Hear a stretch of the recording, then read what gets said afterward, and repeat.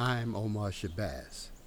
I taught myself filmmaking because it allows me a chance to say things the way I want to say them without too many restrictions. Are we making dumb decisions like when someone in a horror movie invites the monster to come get them? And on the other hand, it's just as bad when you do nothing to stop the hand of the oppressor and you think you're at where you're supposed to be. That's nothing but agreeing on a settlement. And then a commercial came up, and the narrator asked, if you're living on borrowed time, do you have to return it? If God came right now to exact revenge on black people's enemies, I'd have to ask him in an angry tone, what took you so long? But I've heard it said that God only helps those who help themselves. I'd have to admit, that might disqualify me. If I'm honest with myself, I have to ask myself, what did I do personally to stop the hand of my oppressor? Once someone hurts you, they've already demonstrated their ability to do it again. The menu of options to that hurt should be narrow and direct.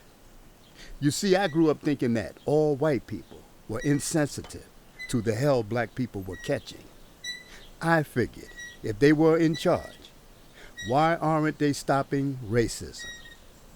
I didn't see anyone expressing with any empathy about the plight of black folks, and I wondered if any of them had the humanity to even cry.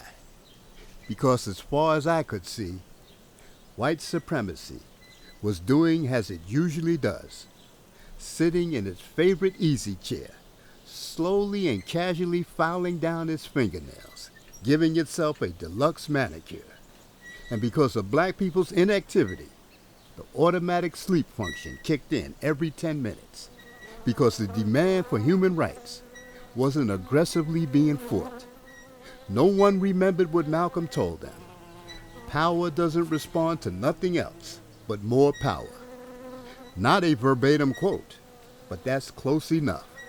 At first, I thought they were fighting, but they were uniting. That concrete foundation playground was the perfect setting for romance.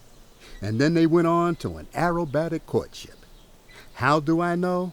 I witnessed this aerial conception. I went to the religious, and essentially everyone was saying the same thing. There's nothing I could do. The Creator has a master plan. Right now, he's doing the rope-a-dope and waiting for the devil to get tired, punching his arms out. And then the knockout blow will be delivered. I admire Malcolm's brave, uncompromising fight for black people, and his pointing out the hypocrisy of white people who consistently lie about their belief in the equality of man. How Malcolm never hid behind religion, that many of us use for our inaction, and how we are always trying to convince other people to lay back, because ultimately, one day, God will come and avenge and single out the mistreaters. What would Malcolm say to me if he could? I think he would say, you should have formed a militant group, an army. Why didn't you? I tried.